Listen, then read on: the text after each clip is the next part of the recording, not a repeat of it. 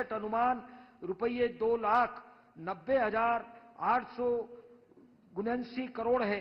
राजस्व प्राप्तियों में राज्य करों से प्राप्तियां रुपये 1,09,157 करोड़ तथा केंद्रीय करों में प्रदेश के हिस्से के अंतर्गत प्राप्तियां रुपये 1,11,662 करोड़ अनुमानित है। कर भिन्न राजस्व प्राप्तियां रुपये 21,399 करोड़ तथा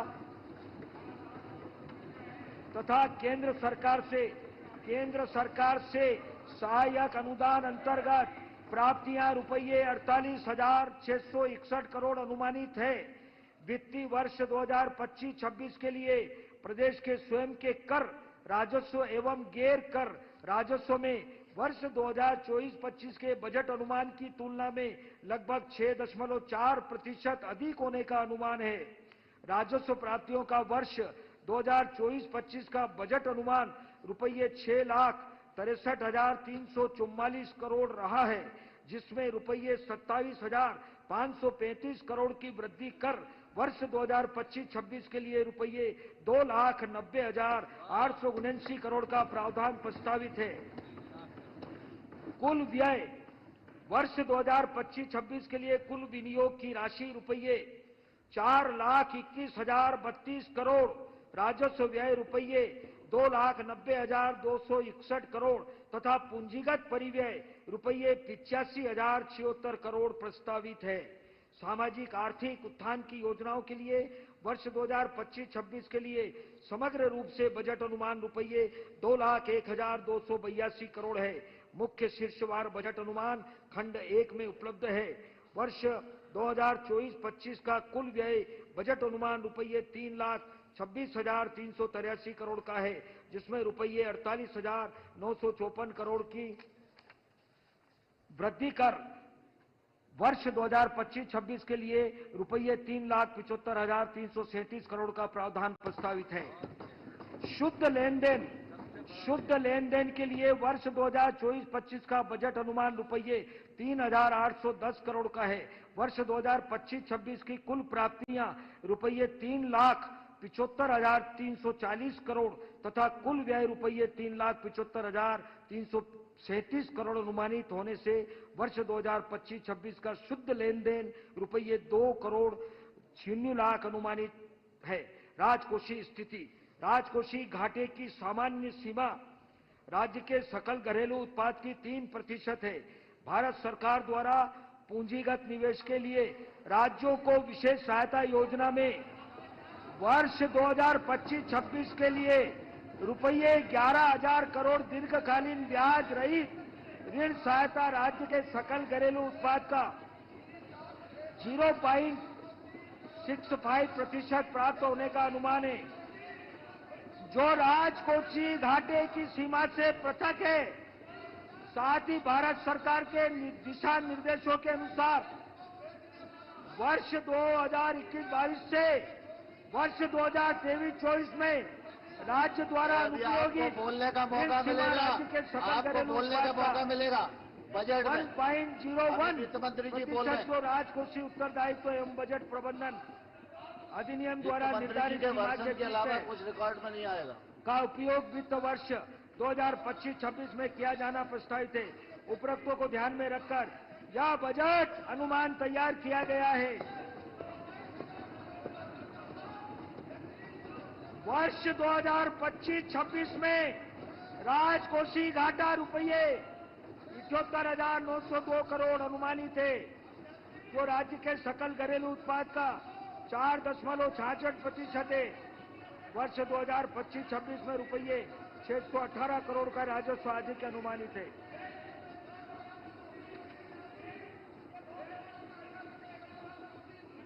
कृपया बैठिए, व्याख्यान मत करिए, आप वरिष्ठ सदस्य। कृपया बैठिए। 2024-25 के लिए राज्यों के राजकोषीय सुधार विषयक प्रतिवेदन में मध्य प्रदेश को सर्वश्रेष्ठ ए रेटिंग दी गई। सुन लो, एक बार सुन लो जरा। भारतीय रिजर्व बैंक द्वारा वर्ष 2024-25 के लिए राज्यों के राजकोषीय सुधार विषयक माननीय सदस्य, प्रतिवेदन में आपको मध्य बजट प्रदेश को पर चर्चा के सर्वश्रेष्ठ अवसर ए पर अपनी रेटिंग दी बात गई। रखने का अवसर मिलेगा। इसी प्रतिवेदन में मध्य प्रदेश के द्वारा विकास एवं सामाजिक क्षेत्र में किया गया व्यय तथा व्यय की गुणवत्ता के मानकों में राष्ट्रीय औसत से अधिक होना उल्लेखित किया गया। भारत सरकार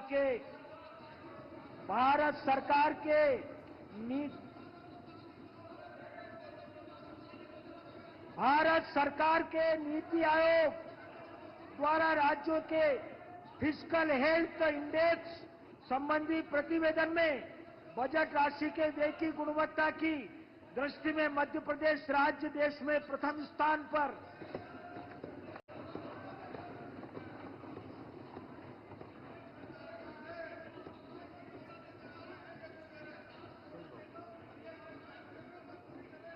अध्यक्ष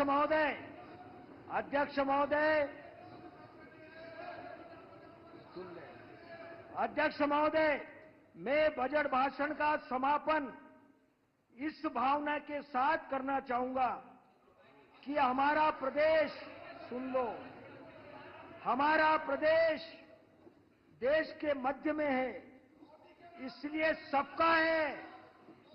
सबका है हृदय भाग में, इसलिए सबके लिए आज प्रस्तुत बजट प्रस्ताव प्रदेश को विकास का स्वर्ण मुकुट पहनाकर आकाश छूने की समृद्ध कामना रखता है। यह बजट हमारे दिव्य प्रदेश को प्रणाम भर है।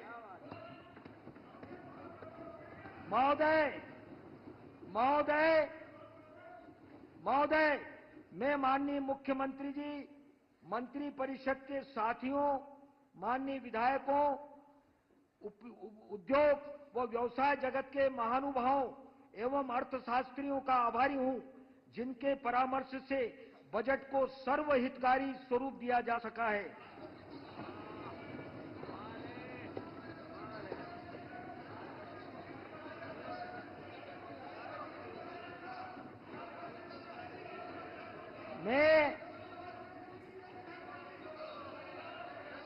मैं वित्त विभाग, ये ठीक नहीं है, ये तरीका ठीक नहीं है, ये तरीका ठीक नहीं है भाई, प्लीज, इसको उचित नहीं कहा जा सकता। आपको बजट में बोलने को मिलेगा, उस समय अपनी बात रखिएगा।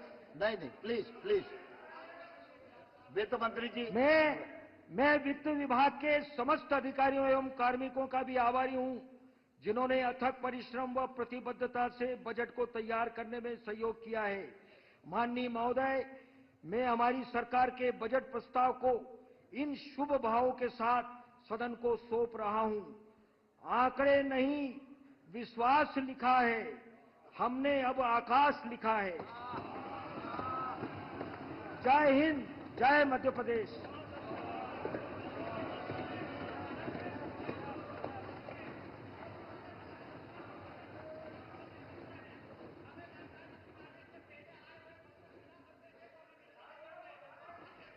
तो वित्त मंत्री जगदीश देवड़ा ने 2025 का ये बजट पेश किया है। जीरो वेस्ट बजटिंग प्रोसेसिंग से ये बजट तैयार हुआ। इस बार का बजट जीरो वेस्ट पर आधारित रहा। किसानों की आय में इजाफा का लक्ष्य था, उसे कहीं ना कहीं पूरा किया गया। बजट 2025 जिसे थीम दिया गया है 2025 ज्ञान, जिस पर फोकस भी किया गया है। अधिनियम 2005 के अंतर्गत यथापेक्षित राजकोषीय नीति का विवरण वर्ष 2025-2026 सदन के समक्ष रखता हूं।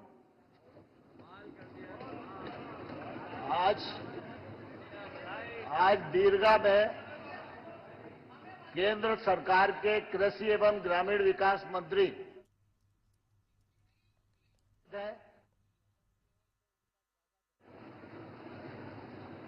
मैं आय व्यय पर सामान्य चर्चा के लिए दिनांक 13 एवं 17 मार्च 2025 नियत करता हूं। आय व्यय के में सम्मिलित मांगों पर प्रस्तुत किए जाने वाले कटौती प्रस्ताव की सूचनाएं निर्धारित प्रपत्र में आज दिनांक 12 मार्च 2025 को सायंकाल 4 बजे तक विधानसभा सचिवालय में दी जा सकेंगी। विधानसभा की कार्यवाही अपराह्न 3 बजे तक के लिए स्थगित। हाँ,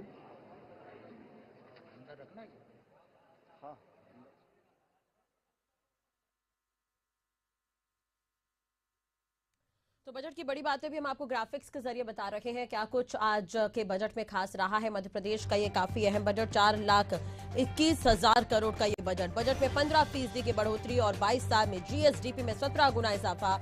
2047 तक प्रदेश का बजट जो है $2 ट्रिलियन करने का लक्ष्य है। तो प्रति व्यक्ति आय 22,35,000 पहुंचाने का ये टारगेट है। तो प्रतियोगी परीक्षा के लिए 20 करोड़ 52 लाख, निवेश के लिए 18 नई नीतियां लाई जाएंगी। 39 नए इंडस्ट्रियल एरिया को विकसित किया जाएगा।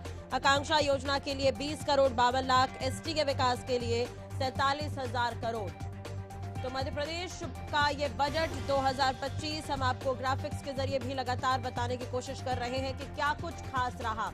ज्ञान इस बजट को नाम दिया गया है इस बार का, और जनजाति इलाकों के लिए भी इस बार इस बजट में खास है। सीएम राइज स्कूल के लिए 1017 करोड़ का प्रावधान, बिजली बिल में राहत के लिए 5700 करोड़ का प्रावधान, अत्याचार अधिनियम के लिए 180 करोड़ का प्रावधान। तो आहार अनुदान योजना में हर महिला को 1500 रुपए का प्रावधान। जनजाति बहुल 11,300 से ज्यादा गाँव का कायाकल्प होगा। सबसे अहम ये है कि गांव के विकास को लेकर लगातार मुद्दा उठाया गया था, तो इस पर ध्यान दिया गया है और अब गांव के कायाकल्प के लिए 200 करोड़ का बजट रखा गया है। यानी कि जो जनजाति बाहुल्य जो गांव है, 11,300 से ज्यादा गांव है इसके अंतर्गत, जिनका कायाकल्प होगा, यानी कि मुख्य धारा से उन्हें जोड़ा जाएगा, सड़कों का विकास होगा, इंफ्रास्ट्रक्चर और बेहतर होंगे।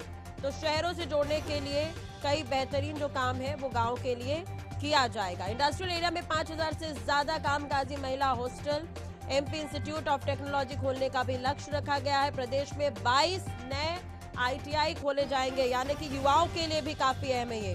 तो सामाजिक सुरक्षा पेंशन के लिए 4,066 करोड़, अल्पसंख्यक कल्याण के लिए लगभग 1 करोड़ का प्रावधान जो है वो रखा गया है। 1808 करोड़ का प्रावधान श्रम विभाग के लिए रखा गया। तो मध्य प्रदेश की मोहन सरकार ने अपने बजट में कई बड़ी घोषणाएं की है। वित्त मंत्री ने जगदीश देवड़ा ने इस दौरान 2025-26 को उद्योग वर्ष के तौर पर मनाए जाने की बात कही। अत्याचार अधिनियम के लिए 180 करोड़ का प्रावधान, एससी के विकास के लिए 32 करोड़ का प्रावधान, आहार अनुदान योजना में हर महिला को 1500 रुपए देने का प्रावधान रखा गया है। प्रधानमंत्री गरीब कल्याण के तहत 1 करोड़ 33 लाख परिवार को निःशुल्क राशन दिया जा रहा है।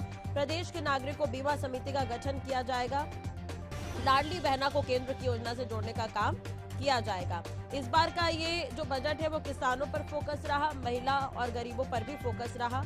जो युवा नौकरी की तलाश में है उनके लिए भी यहाँ पर महत्वपूर्ण ऐलान किए गए हैं।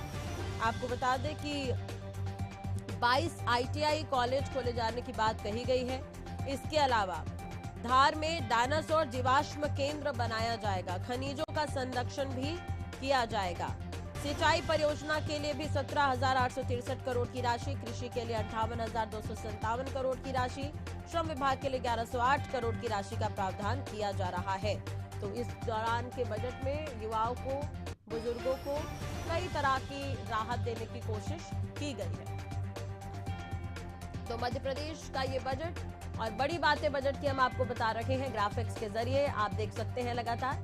आपको ये भी जानकारी दे दें कि मध्य प्रदेश का ये जो बजट पेश किया गया है, किसानों को इस पर फोकस रखा गया है, युवाओं पर फोकस है ये बजट। इसके अलावा महिलाओं के लिए भी कई योजनाएं लाने का प्रयास सरकार कर रही है। इंफ्रास्ट्रक्चर बढ़ाने पर भी फोकस है।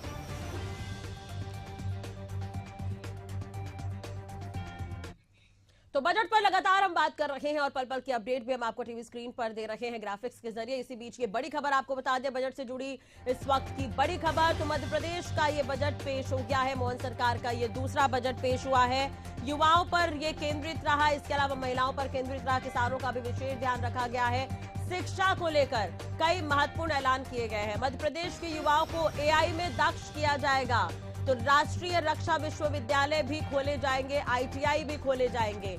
तो जो महत्वपूर्ण जो प्रस्ताव है, जो प्रावधान किए गए हैं, हर विधानसभा क्षेत्र में एक स्टेडियम होगा, ये भी कहा गया। 50 विद्यार्थियों को पढ़ने के लिए विदेश भेजने का लक्ष्य है हर साल। धान उपार्जन प्रोत्साहन के लिए 850 करोड़ का प्रावधान। तो कई महत्वपूर्ण ऐलान आज के इस बजट में किए गए।